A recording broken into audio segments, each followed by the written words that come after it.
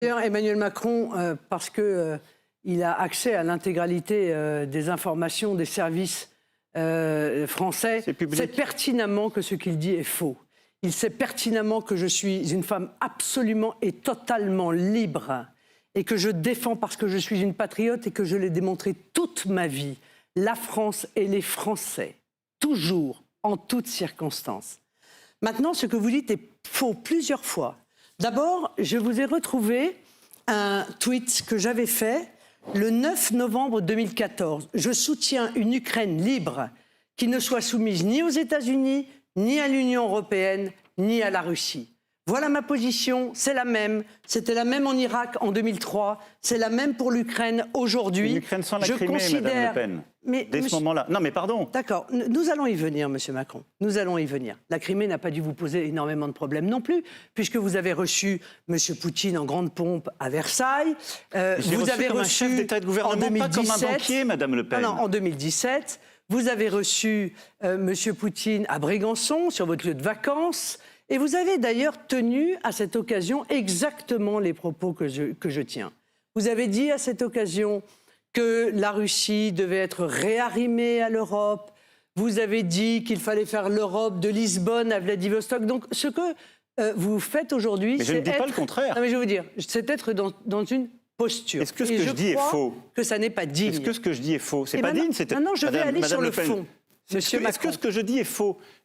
Je ne reviens sur aucune de mes déclarations sur la Russie dans le cadre de l'architecture de sécurité européenne, bien entendu, et ce que j'ai défendu, mais j'ai parlé d'un point précis qui touche le financement de votre parti. Est-ce que ce que j'ai dit est faux, Madame Le Pen? Oui, Monsieur Macron. C'est faux et c'est assez malhonnête, il faut être honnête. Très bien. Pourquoi? Et donc tout ça est public. Je vais vous dire pourquoi. Donc nos compatriotes pourront se rendre compte. Si j'ai été obligée d'aller faire un prêt à l'étranger, donc vous l'avez fait. C'est parce que, mais bien sûr, mais tout le monde le sait, c'est de notoriété publique. C'est parce que aucune banque française n'a voulu m'accorder de prêt. Et vous trouviez ça à l'époque tellement scandaleux que vous avez fait voter une loi sur la banque de la démocratie. Vous ne l'avez jamais mise en œuvre. Pourquoi d'ailleurs, M. Macron, ne l'avez-vous pas fait?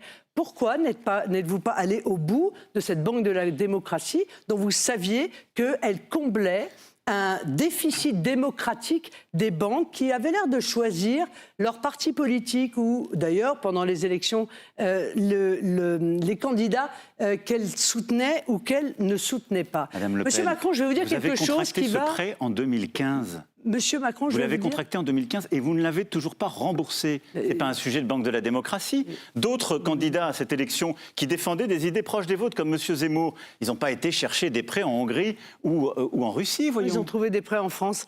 Mais M. Macron, donc, oui, c'est long à rembourser. Et nous remboursons sous le contrôle de la Commission nationale des comptes de campagne. Et croyez-moi, la Commission des comptes de campagne est extrêmement sévère et rigoureuse. Voilà. Donc, et puis j'ai autre chose à vous dire, M. Macron.